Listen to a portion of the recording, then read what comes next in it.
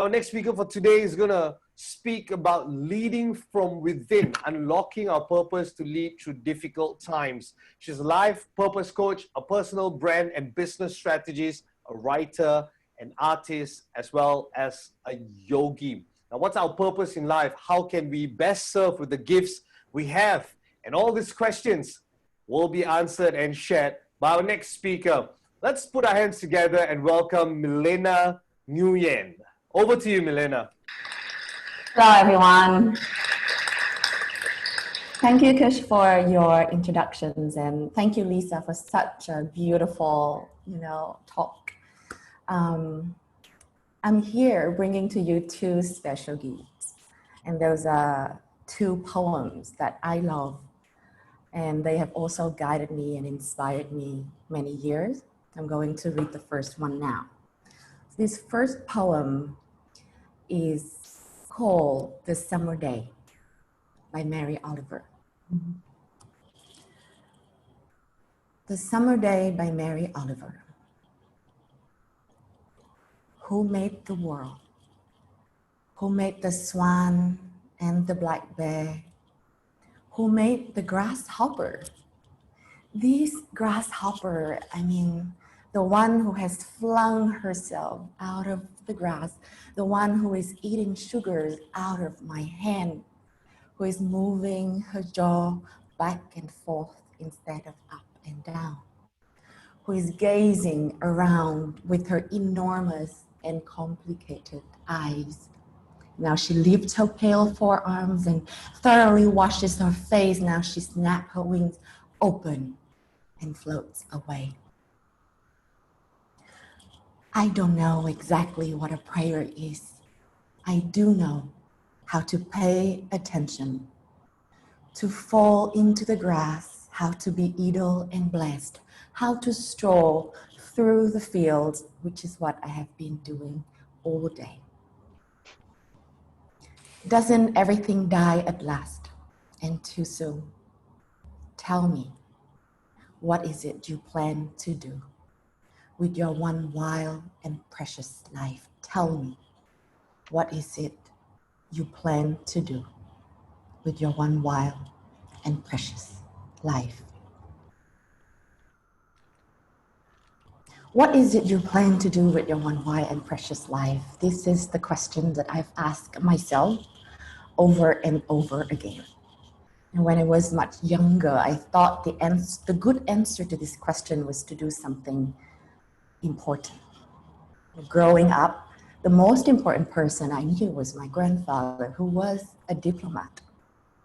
So I told myself, one day I want to work maybe in the government, one day I want to work maybe in the United Nations, one day I want to work for an important cause.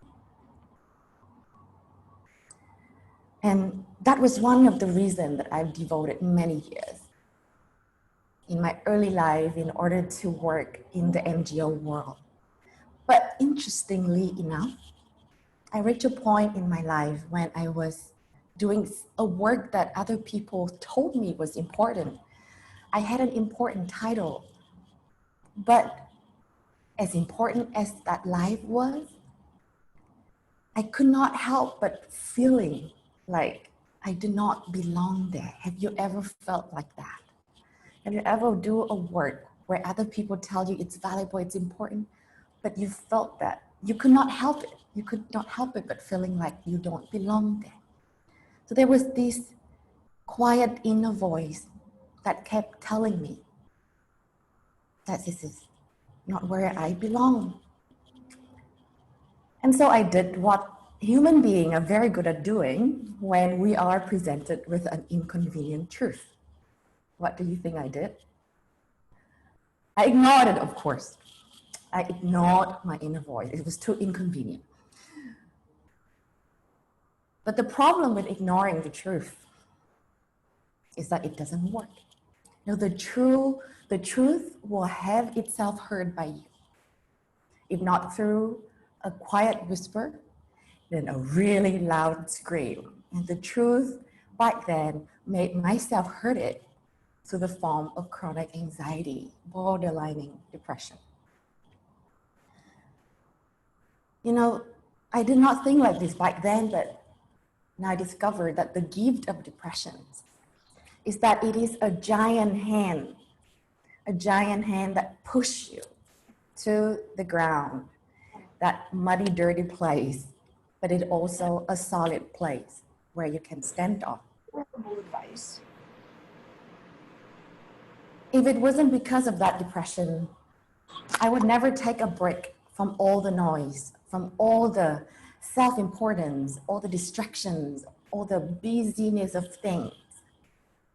When my mind finally got quiet, I could feel this yearning in my heart to start a blog, to start writing, to share with others what I've learned. That blog evolved to become my first book, evolved to become the coaching business that I have right now. But again, even in that journey, I caught myself falling back into that old pattern of doing things that other people think to be valuable and important. But deep down, it didn't feel like it was my place to be. It didn't feel like it was my work to do. And so I learned better this time not to ignore it. So with the help of my coach, I dug deeper. And I remember this one coaching sessions when we went really deep. I got a flashback to a moment when I was 4 years old. I was in my bedroom, looking through the window of my bedroom to the front yard of my house. My mother was there hanging the laundry, and I saw her cry. It was the first time I saw an adult cry. And it's not just any adult, it was my mother, the adult that I loved the most in the world. And in that moment, my child self, my 4 years old self, made a decision. She told herself, I will make mother happy. I'm here to make my mother happy. That was the job.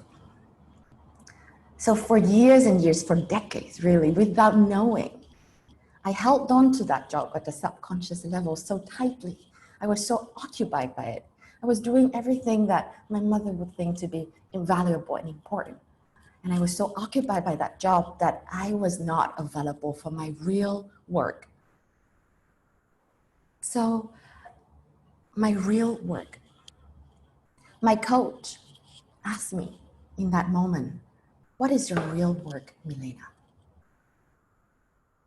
And I blinked and told her, if it wasn't to make my mother happy, then it's to make me happy. Is that my real work? And she took a pause and she asked again. Her voice was both soothing and firm. She said, listen to yourself from a very deep place. What is your real work, Milena?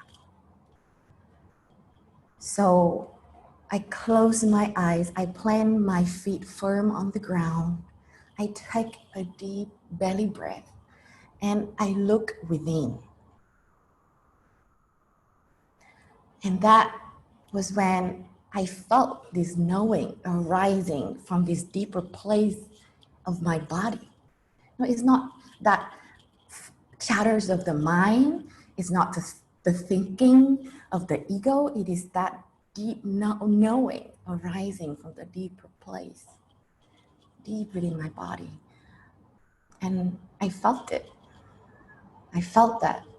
I heard, I am here to see the light within me and let it shine. And I'm here to help others do the same. I would never forget that moment. That night, that moment, I discovered the first element that is going to be the makeup of my unique life purpose. I discovered my mission. So step by step, as the journey continued, I discovered the other 3 elements as well. You know, besides my missions, I uncovered my values, my genius, my passions, and together they form a compass Together they form the real and whole answer to this question that Mary Oliver asked me. Tell me, what is it you plan to do with your one wild and precious life? That compass has helped me to navigate the storms of life. You know, storm like COVID-19, I guess we can all agree that that is a really big storm. But not only that outer storm, but also it helped me to navigate my own inner storm. You know, heartbreak, my divorce, and the blissful but very disorienting journey of becoming a new mother. Along the years, I've also had the privilege to guide others to find their own 4 elements and their compass. From students who are embarking in the workplace for the very first time to business leaders to entrepreneurs. And if there's one thing I learned from all of these, this is this, that no matter our title, no matter your title, you are a leader with tremendous potential to influence and inspire others. And powerful leadership does not come from doing something that our ego thinks is important or fancy.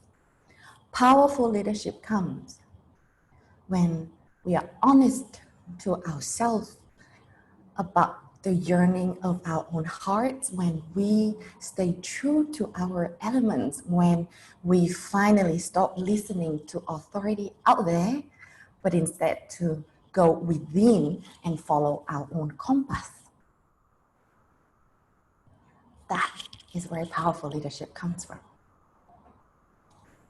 And so today I'm very honored to be here to share with you, these 4 elements that will make up of your purpose. And so that you have that compass to navigate the storm, or the storm that might come your way, because whether we like it or not, storms are part of our life. So are we ready to do some exploring? Yes? Show me in the chat. I'm looking at all you guys in the chat. Yes?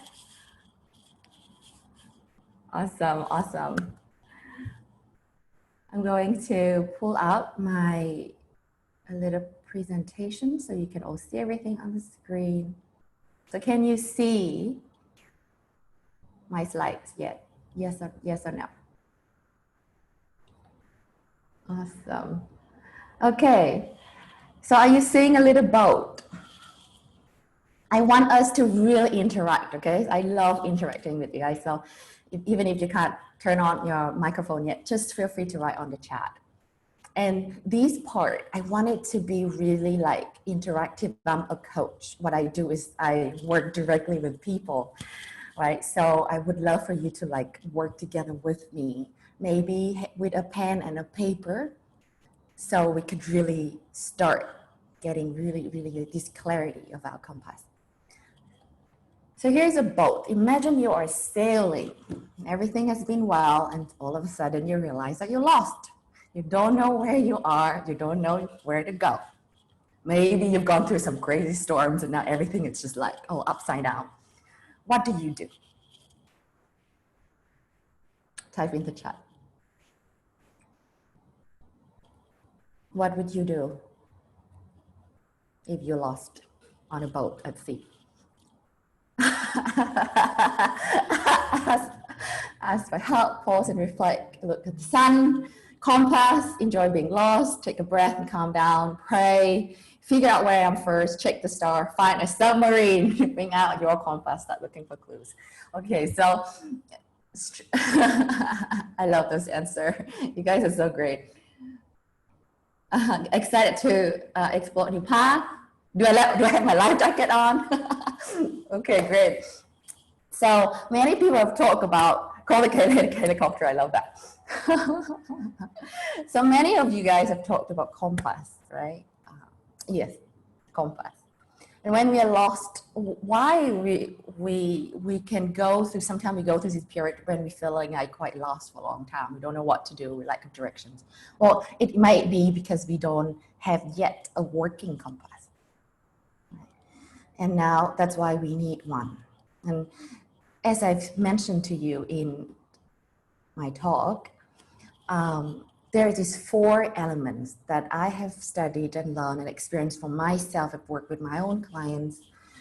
And this is the four elements that made up of your compass: your mission, your genius, your values, your passions. And we will go deep in them, right? So that we avoid hanging up with the label. I think that sometimes when the work is abstract, purpose is abstract, right? Mission is abstract, passions, values, genius, what are they? We can get hung up with the label instead of just really know what it is. So here, let's go first to values. And if you notice here, I also connect, each of these elements to one element of nature. Values. You could think of that as the element of the earth. And if you're familiar with an energetic yogic system, then it's your first chakra. It's the element of the earth. And the reason why I link values to the element of the earth is that of the value is what we value. Values is what we value, as simple as that, okay? Value is what's important to you. It's the element of the earth because when we are not in the environment or when we're not aligned with our values, we cannot thrive. Think of a cactus, right? What would be a cactus value? Lots of sun, quite a bit of heat, maybe lots of dryness. Let's say we put the cactus in a tropical forest, a rainforest. Can the cactus thrive? It will not thrive. No matter how hard it tries to cope, it might survive, but it can't thrive. So that is the thing about value. Sometimes when we're in the place that is not the right place for us, we might try so hard to cope. But the answer is not to cope. It's about giving us what we need, our essential nutrients to thrive. It's about finding, if we're a cactus, then finding our own desert, right? So that is values. So is your values, do you value courage or freedoms or peace of mind, or what is it that you value, right? What is the elements that you cannot thrive being without? And that it is the earth, because like the earth always nourish the roots, we need to be rooted to our values. Now moving on to genius. Genius is water. Our genius is our natural born talent. When we think about genius, we think about Mozart. But actually we are all genius. We were all born with unique talents. The reason why I connected with the water element is because when we do our genius, we flow. When we use it, we flow. And I think some of you familiar about the state of flow, right? When it's effortless, when things flow through us, when we don't have to try so hard, but we still have this result. And when time seems to disappear, that's genius. But the tricky thing about genius is that it's water and we are like fishes. Our genius might seem so simple to us, and we do that so naturally that we don't see it. If you ask a fish in water, like, hey, check out that water, the fish will be like, huh? What water? So the thing about genius is that it's very easy for us to overlook it because we do it so naturally.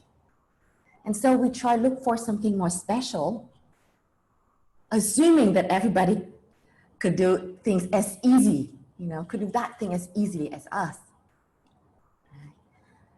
So that is genius. Passions. Your passion is what you love.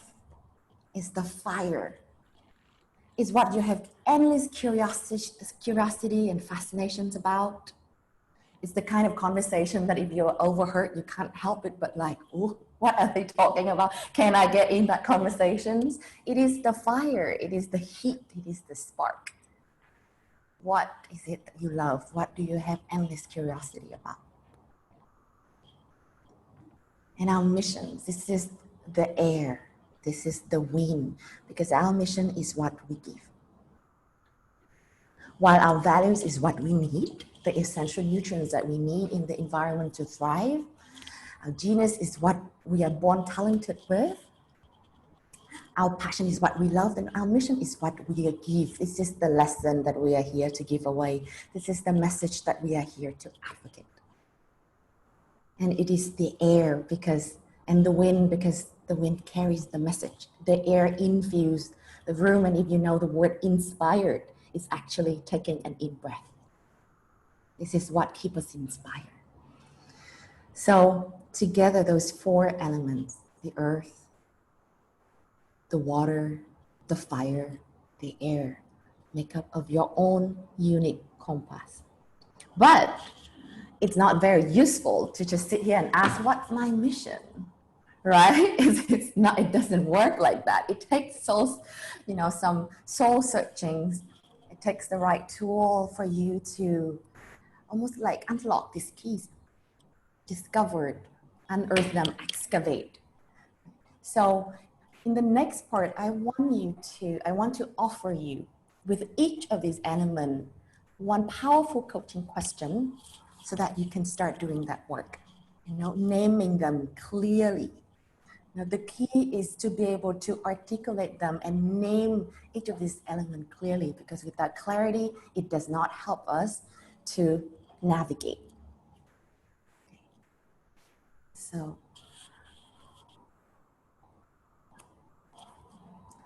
with values, if you could share with me a moment, a story or a moment that you are very proud of, and ask yourself why that story makes you proud. This story does not have to be something that got public recognitions. Nobody needs to even see it, but it makes you proud. How interestingly, when values I found really linked to that sense of feeling proud, not the kind of self-important kind of pride, but that deep, deep satisfaction that you feel, that makes you smile. So share a story that makes you proud. Ask yourself, why does that story make you proud? And from your answer to that question, see if you can name a value. Right? So let's say, take an example. If I were to share with you a story that makes me proud, this is making me proud. Right? The story of me showing up here with you all. Sharing my story, sharing what I know. This is what makes me proud. And if I ask myself, why does this make me proud? What about these make me proud? My answer is, well, because this is me going to the edge of my comfort zone, showing up, being authentic, and offer something that I have to others. And if I look at the answer to that question, I can name a few values already, and it's always consistent. I value meaning, I value contributions, I value courage and authenticity. So that is how you could start digging in order to really name your values. So the next thing is genius. Because genius is so hard to see by ourselves, because we do it so naturally, a very good input can come from others. What do others often come to you for? What is an activity that seems to come through you? You don't need to try too hard and yet achieve the result. Start thinking about that. What do others often come to you for? Passion. What do you have endless curiosity and fascination about? And what is the conversation that when you overheard it, you cannot help but and want to hear a little bit more or want to even join in? And mission. And I would love for us to work on this together because I think it's really relevant to our crowd today. So I would love for you to think about it, and we can all share our answer in the chat. When it comes to this kind of exploration, don't try to be right. Don't try to be correct. Come at it with the spirit of exploration. Get it as draft number 1. And when you have something, you can continue to improve upon it. Actually, the fear of being wrong really blocks us from being able to explore this deeper question. So mission. Imagine a billboard so big the whole world can see it. You can write a message on it. What would you write? Go. Let's give ourselves like 30 seconds to think about this. You can write a message on it that everybody can receive. It's a billboard so big. What would it be?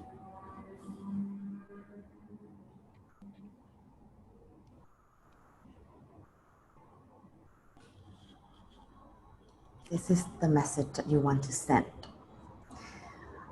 Make a difference. Sharing the truth. Sharing through life coaching, public speaking, writing, and teaching chess. Today is going to be awesome. Your mindset is your magic. Failing is okay. It means you tried. Don't worry, everything will be all right soon. Save our children and future generation from climate crisis. Teach people to be as creative as possible. Leave the world a better place. It shall pass. Be your own rock star. Be fully expressed. Never stop growing. Find the miracle in your life waiting to happen. We are all one. Impact one person's heart at a time through loving kindness. The movement of the mind. Let's go nomadic together.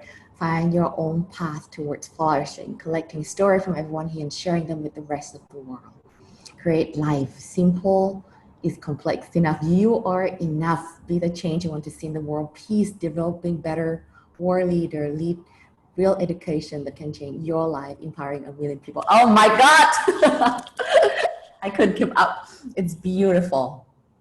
Beautiful, beautiful. Turn your fear into fire. Dare to be you. Be open to connecting authentically. And make a positive difference in the world. Stop running, listen, and just be. This moment is wonderful. Beautiful, beautiful, beautiful. Shine and spread the sunshine. Thank you so much. This is so beautiful. I could really feel the message coming through. These are amazing. Beautiful. We must save this chat. Awesome. Okay, so I hope that these has helped you to, begin that exploration to discover and assimilate your compass.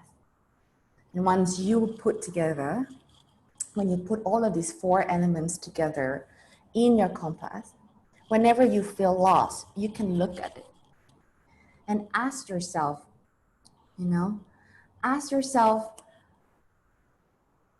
from 0 to 10, how am I using my genius? How aligned I am to my values? How am I expressing my passions? And how am I advocating for my mission, my message? And that is step 1. When you do that, when you rank from 0 to 10, is when you do your find your location piece. When we lost, right? First, we find our locations. When we sit with ourselves, going through all of these elements and ask. And step 2, after you found your location, you can find your directions. You can ask yourself and listen to your intuition. Listen to your intuition only. What is the one action I can take that will help me to be more aligned with my values, to use more of my genius, to express more my passions and advocate more my mission. Sit with yourself and the answer will come, because the answer will always come to you, or you always have it. And sometimes the answer will be, you only need to make these small tweaks. And sometimes it might mean that you need to take a leap of faith, but I trust that you will follow your own compass, sailing the boat of your real work and enjoy the journey, because the journey is the destination. Thank you so much. Thank you. Thank you so much. Wonderful. Thank you so much. Wasn't that wonderful? Thanks for sharing your genius with us, Wonderful, Milena. wonderful. What a beautiful morning, and how we're facing so much in the world today, the challenges that we have, and that was like a compass, that helps us to identify our roots, gets us rooted to our core once again. And that was really beautiful. I was just totally mesmerized by this whole session. And we want to thank you, Milena, once again. Thank you so much. Now, do we have a question for Milena? I have one right here. That goes something like this. Milena, what happens when value, genius, passion are all pointing in different directions? I think it would be good for me to have a real case. From my own experience, I'm not sure if I'm not sure if you have really sit down and like write down naming all your elements. Normally the case is that it's really connected, it's integrated. Not so much that it points to all different directions. So let's say from my case, my passions is in art and poetry and human potential. My genius is articulations and the sensitivity that can sense what people need. So it's all about bringing them together. It's about bringing them together, not so much about choosing one, finding integrations, and not about trying to make it perfect, but it's about making it whole.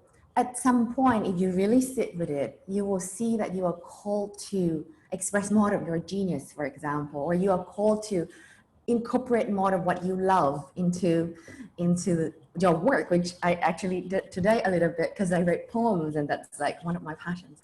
So just sit with it, you will see, if you really let yourself have the quiet space and trust in that inner voice that would tell you. Thanks. Now let's move on to the next question. Milena, how is it similar or different in this model from Ikigai? Passion, mission, profession, vocation? Actually, I will be very honest and say that I have not read Ikigai. So I have not read Ikigai. I've known about the model, and I think that each model offers something, beautiful and unique. And I would say that for this kind of modality, right, or tool, try it out and find something that works for you. This is what have worked for me, and I've stuck with it ever since, and it has worked for other people that I've have the opportunity to support, but I'm not saying that this is the end all be all. So if you love Ikigai, do it work for you, fantastic. But also have the curiosity to try it out and see what happens. Thank you. Now, this is an interesting question from Eugene. What is your exercise for someone who says, I do not have any passion in anything? I don't have any passion in anything. What's your exercise for someone who says? I love this question because I got this like this is my word. So I think the word passion is very loaded, very loaded word. And if you thought, what's your passion? People are like, oh, what? They feel so pressured. Focus on curiosity.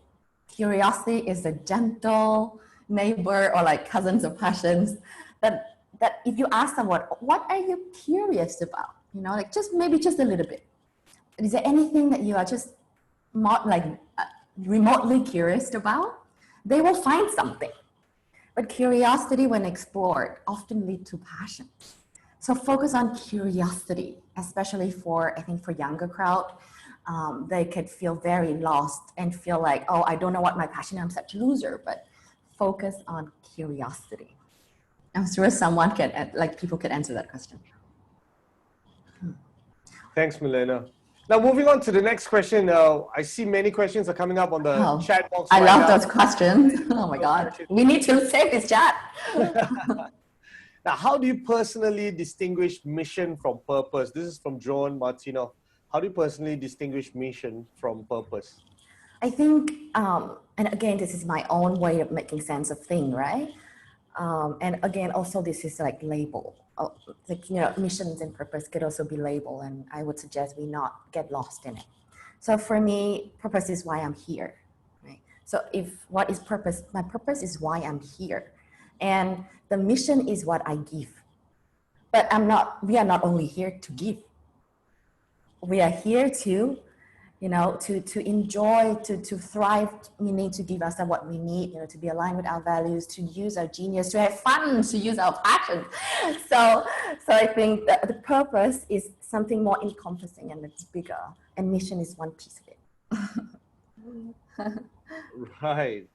Now, thanks for that, Milena. We have more questions coming in. We have time, so we'll take some of these questions. Queen Tan, is there a guiding question that will turn the storm around? I feel our storms are best opportunity for insights. Beautiful question. So I really love this. I would love to offer a tool that I use in the storm. You know, do you guys like movie? Who like movie or really good fiction book? Anyone like movies? Yes, in the chat. So let's say you go to a movie. Have you ever seen a movie that the protagonist go from the beginning until the end? He wants something, he gets it. There was never any problem. There's no movie like that. If there's such movie, we wouldn't go to the cinema, right? So the thing about the storm is about like shifting. If you ask yourself, right, shifting back to being the writer of our story, it's really related to the theme. If we were the protagonist of our story, the writer, if we were a writer, we will throw challenge at this person. We will throw the storm, because that is the only way that the protagonist, you know, the hero's journey could learn something within himself, himself or herself really evolved, and find that gift that eventually can give to the people, you know, if you follow the thread of the hero's journey. So sit with your pen and paper and ask yourself, okay, if I were the writer of my story and me, like insert yourself, named Milena is the lead character, why is it so important that this storm needs to happen now? What is my main character learning through this storm? Why is this storm so essential to her evolution? Right? So do that. Be the writer. Step back. And when the moment we can step back, we stop being the victim of the random shit that's all, excuse my language, the random thing that falls into our head. Yeah. All right. Thanks. Now, John, if you took time to type this out, so we're going to take time to read this. Carl Newport wrote this beautiful book called So Good They Can't Ignore You. His argument is that skills matters more than passion, because we will always fit from passion to passion.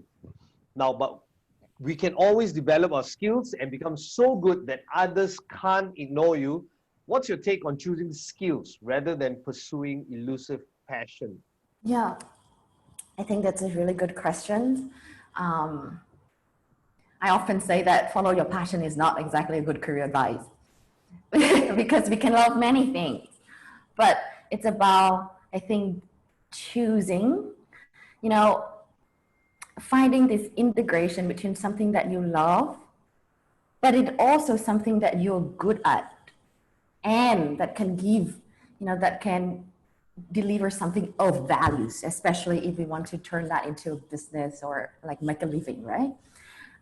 So let's say I love many things. I really like, let's say, fishing. I don't know if I can if it would be like my place to, you know, like the place where I was also my genius, that it also can give, that can create something of values.